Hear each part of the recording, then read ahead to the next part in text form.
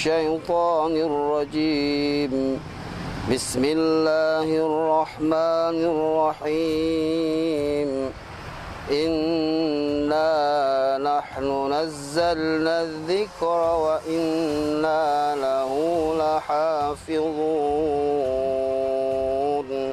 صدق الله العظيم.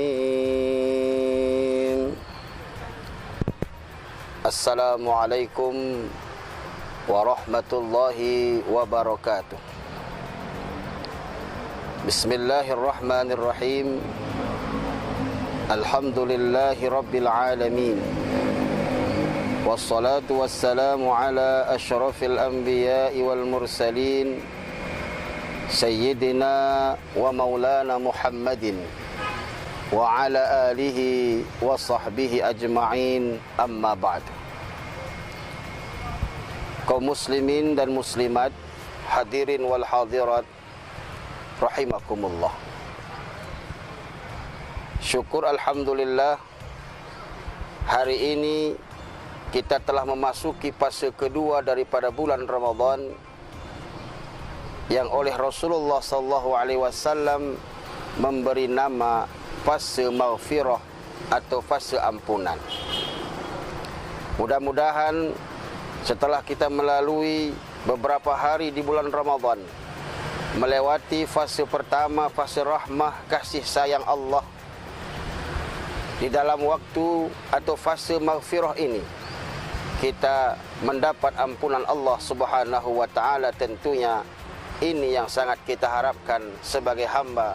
Amin, Allahumma amin. Pemirsa TV Agara dimanapun berada yang dirahmati Allah,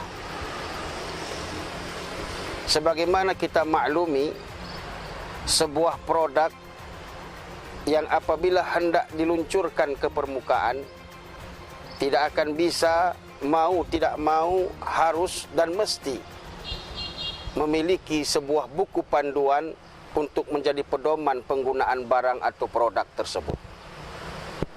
Produk handphone misalnya, dengan berbagai macam merek yang telah beredar di permukaan di tengah-tengah masyarakat. Satu demi satu kita lihat, ketika kita membeli satu produk handphone, pasti di dalam kotaknya ada buku panduan. Begitu juga dengan kendaraan, mobil misalnya.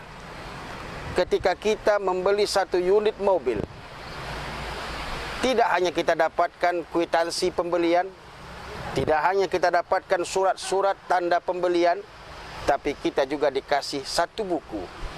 Tujuan buku itu untuk menjadi panduan dan pedoman bagi kita pengguna produk itu. Apa gunanya? Agar kita dalam pemakaian itu produk tidak salah penggunaan, tidak salah dalam pemakaian, dan kalau seandainya terjadi kesalahan, di dalam buku petunjuk itu ada pedoman dan tata cara memperbaikinya. Begitu juga kita manusia, kita adalah makhluk ciptaan Allah Subhanahu wa taala, the creation of God.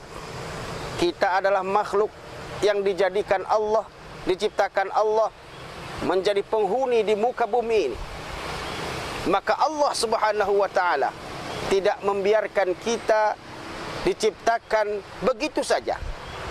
Tapi untuk menopang itu, Allah beri kita satu buku pedoman, satu buku petunjuk yang kita kenal dengan sebutan Al-Quran. Al-Quran adalah merupakan kitab suci kita, sebuah kitab yang sangat istimewa, yang mulia, dan diturunkan kepada sosok manusia yang mulia, Nabi besar Muhammad sallallahu alaihi wasallam. Diturunkan di bulan yang mulia, bulan suci Ramadan, yang hari ini, saat ini kita tengah berada di dalamnya. Maka pada kesempatan ini, mari kita renungkan fadilah-fadilah dan keutamaan-keutamaan bagi kita yang membaca Quran dan kelebihan-kelebihan Al-Quran itu sendiri. Hadirin wal hadirat, pemirsa TV Agara dimanapun berada rahimakumullah. Yang pertama, Al-Quran Allah turunkan sebagai petunjuk bagi kita umat manusia. Hal ini tertera dan tertuang dalam surah Al-Baqarah ayat 185, di mana Allah menjelaskan, A'udzu billahi minasyaitonir rajim. Syahrul Ramadan alladzi unzila fihi al-Qur'an hudan lin-nasi wa bayyinatin minal huda wal furqan. Al-Quran sebagai petunjuk, Al-Quran sebagai kitab suci Allah turunkan dalam bulan suci Ramadan. Untuk apa? Hudan linnas, sebagai petunjuk bagi manusia, wa bayyinatin minal huda wal furqan, dan mampu membedakan mana yang benar, mana yang salah, mana yang hak, mana yang batil. Itulah tugas Al-Quran. Sebagai manusia kita harus yakin itu. Sebagai manusia ciptaan Allah, kita harus pergunakan itu. Karena Allah telah menggariskan, hei manusia, engkau kuciptakan, maka buku petunjuk pun kuberikan. Kalau engkau, kita semuanya mengaku sebagai manusia, jadikan Al-Quran sebagai petunjuk hidup kita. Mau kemana kita? Mau apa kita? Balik kepada Al-Quran, karena memang Al-Quran dijadikan sebagai petunjuk dalam hidup. Maka keutamaan Al-Quran adalah menjadi petunjuk hidup bagi kita manusia. Tanpa Al-Quran kita tak bisa bedakan mana yang baik, mana yang salah. Tanpa Al-Quran kita tak bisa bedakan mana yang batil, mana yang hak. Maka untuk hidup lebih terarah, jadikan Al-Quran sebagai petunjuk dalam hidup kita. Ini yang pertama. Keutamaan Al-Quran yang kedua adalah Al-Quran mulai dari Allah turunkan sebagai wahyu sampai hari ini terjaga kemurniannya dari modifikasi manusia. Terjaga Al-Quran tersebut dari keusilan manusia. Hal ini tertuang dalam Al-Quran surah Al-Hijr ayat 9. A'udzu billahi minasyaitonir rajim. Inna nahnu nazzalna dzikra wa inna lahu lahafizun. Sesungguhnya kami Allah yang menurunkan Al-Quran, dan kami yang akan menjaganya, kata Allah Subhanahu wa ta'ala. Jaminan Allah kepada Al-Quran ini terbukti. Banyak cara orang hendak memodifikasi Al-Quran. Banyak cara orang-orang orientalis hendak merubah isi Al-Quran. Tapi Allah telah menjamin bagaimana usaha mereka hendak merubah Al-Quran. Seketika itu juga Allah buktikan, Allah tunjukkan, sehingga tampak kelemahan, dan selamatlah Al-Quran dari kerakusan mereka-mereka yang hendak memutarbalikkan Al-Quran. Dalam sejarah kita kenal salah satu tokoh yang sangat terkenal di saat itu, Musailamah Al-Kazzab, yang berupaya mengklaim dirinya sebagai nabi dan mencoba merubah isi Al-Quran. Tetapi karena itu ciptaan manusia yang dilaknat Allah, tak berlaku lama dia pun surut karenanya. Karena Allah lah yang menjanji, Allah lah yang menjanjikan itu semua. Kami yang menurunkan Al-Quran, dan kami yang akan menjaganya, kata Allah Subhanahu wa ta'ala. Ini keutamaan Al-Quran yang kedua.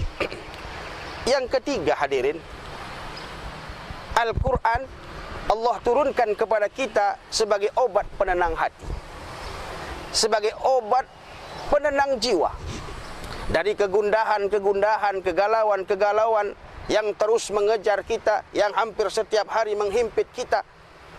Apapun yang kita rasakan, balik ke Al-Quran. Karena Allah telah menjanjikan dalam surah Al-Isra ayat 82. A'udzu billahi minasyaitonir rajim. Wa nunazzilu minal Qur'ani ma huwa shifaa'u wa rahmatun lil mu'minin. Al-Quran Allah turunkan selain sebagai petunjuk yang tadi sudah kita sampaikan, Al-Quran juga sebagai obat syifa bagi mereka orang-orang yang beriman. Zaman sekarang adalah zaman galau. Banyak orang yang stres, tidak dapat kerjaan stres, jabatan tak naik-naik stres, putus dengan pacarnya stres, anaknya narkoba stres, galau semuanya. Belum lagi gara-gara kasus corona, semua jadi galau, semua jadi heboh. Di saat ini hati mudah sekali terancam rapuh. Maka di saat itu Allah tawarkan obatnya, Al-Quran. Dekatkan diri dengan Al-Quran. Maka semua kegalauan itu, semua keresahan itu akan terhindar dengan kita mendekatkan diri dengan Al-Quran. Karena Allah menjadikan Al-Quran sebagai syifa, sebagai obat, sebagai penawar bagi orang-orang yang beriman tentunya. Yang keempat, Al-Quran adalah merupakan lumbung pahala bagi siapa saja yang suka membacanya. Menjadi modal besar kebaikan bagi siapa saja yang gemar membacanya. Hal ini tertuang dalam hadis baginda Rasulullah sallallahu alaihi wasallam yang diriwayatkan oleh Imam Bukhari, di mana Rasul pernah bersabda, "Man qara'a harfan minal kitabi falahul hasanah wal hasanatu bi asri amsalihha wa la akulu alif lam min harfun walakin alifu harfun wa lamu harfun wa mimu harfun." Siapa orang, kata Rasul, yang mampu membaca satu huruf saja dari Al-Quran, satu huruf, tak usah banyak, cukup satu huruf saja, kata Rasul, dari Al-Quran, maka dari bacaan itu dia peroleh pahala, dia peroleh satu kebaikan, dan dari satu kebaikan itu berbuah 10 kebaikan. Kata Rasul, dan aku tak mengatakan alif lam mim itu satu huruf, meskipun pendek, tetapi alif satu huruf, lam satu huruf, mim satu huruf. Alif, lam, mim saja sudah terhimpun 3 huruf di situ, berarti kita peroleh 30 kebaikan. Sungguh luar biasa kasih sayang Allah. Sungguh luar biasa, maha besar kasih sayang Rasulullah kepada kita. Baru sekedar membaca satu huruf saja telah Allah beri kita kebaikan. Konon lagi di bulan Ramadan ini kita mampu membaca 1 lembar Al-Quran. Konon lagi mampu kita lipatkan menjadi 1 juz Al-Quran. Konon lagi kalau kita mampu mengkhatamkan Al-Quran, subhanallah, berpuluh-puluh, beratus ribu, bahkan berjuta pahala dan kebaikan yang telah Allah persiapkan kepada kita. Hadirin kaum muslimin, pemirsa TV Agara dimanapun berada, rahimakumullah. Yang terakhir yang bisa kami sampaikan pada kesempatan ini, yang menjadi keutamaan dari Al-Quran dan membaca Al-Quran adalah orang-orang yang gemar baca Al-Quran akan mendapat syafaat dan pertolongan dari Al-Quran di yaumil qiyamah. Hal ini senada dengan apa yang disabdakan baginda Rasulullah sallallahu alaihi wasallam yang diriwayatkan oleh Imam Muslim dalam hadisnya. Rasul bersabda, "Iqra'ul Qur'an fa innahu ya'ti yaumal qiyamah syafi'an li ashabi." Sering-seringlah kau baca Quran, sering-seringlah kalian tadabburi Al-Quran, sering-seringlah kalian bercinta dengan Quran, karena sesungguhnya Al-Quran kelak pada hari kiamat akan memberikan pertolongan dan syafaat bagi orang-orang yang suka membaca Al-Quran, bagi orang-orang yang suka mentadabburi Al-Quran, bagi orang-orang yang suka dan mampu mengamalkan Al-Quran. Hadirin, tidak ada ruginya kita belajar Al-Quran, tidak ada ruginya kita membaca Al-Quran, dan tidak ada ruginya kalau sampai kita mengamalkan Al-Quran. Mudah-mudahan Ramadan yang sudah kita jalani hampir setengah ini, Allah beri senantiasa kita kekuatan zahir dan batin agar mampu kita membumikan Al-Quran di dalamnya. Al-Quran yang Allah turunkan di dalam bulan suci Ramadan yang mulia ini. Mari kita dekatkan diri dengan Al-Quran. Mari kita bercinta dan berromantis ria dengan Al-Quran. Jangan hanya jadikan pajangan, jangan hanya jadikan hiasan rumah saja. Jadikan Al-Quran sebagai sahabat kita berkomunikasi dengan Allah Subhanahu wa Ta'ala. Karena Al-Quran memiliki fadilah, memiliki kelebihan yang sangat luar biasa. Terakhir, pemirsa TV Agara yang dirahmati Allah, saat ini kita sedang melawan sebuah wabah yang kita kenal dengan sebutan Corona COVID-19. Maka pada kesempatan ini Kami menawarkan sebuah solusi bagi kita yang kami sebut dengan jurus ODP. O, optimalkan ikhtiar kita. Apa ikhtiar kita? Ikuti aturan pemerintah. Apa yang dianjurkan pemerintah, laksanakan. Karena itu pasti untuk kebaikan kita bersama. Yang kedua, P. Dekatkan diri dengan Allah. Dekatkan diri dengan Sang Pencipta. O, D, baru yang terakhir P. Perbanyak doa kepada Allah. O-nya adalah optimalkan ikhtiar. D-nya adalah dekatkan diri dengan Allah. Yang ketiga, V, perbanyak doa kepada Allah Subhanahu wa ta'ala. Inilah tempat kita. Tempat Allah kabulkan setiap doa. Tempat Allah ijabah semua keinginan. Mudah-mudahan Ramadan membawa berkah bagi kita. Dan dengan keberkahan Ramadan, Allah hapuskan virus ini dari bumi sepakat segenap pada khususnya dan dari dunia pada umumnya, agar kita bisa beribadah, bersilaturahim dan melaksanakan urusan duniawi kita dan ukhrawi kita dalam keadaan tenang, tidak dalam keadaan ketakutan dan keresahan. Ini saja yang bisa kami sampaikan hadirin. Mudah-mudahan ada manfaatnya bagi kita semua. Pesan terakhir dari kami, Ramadan Allah turunkan Al-Quran. Jadikan Al-Quran sebagai pedoman hidup, karena Al-Quran pasti mengajak kita dan membawa kita kepada arah kebaikan, menuju kebahagiaan di dunia dan tentunya di akhirat. Hadanallah wa iyyakum ajma'in. Billahi taufiq wal hidayah wal ridha wal inayah. Wallahu muwafiq ila aqwamit thariq. Assalamualaikum warahmatullahi wabarakatuh.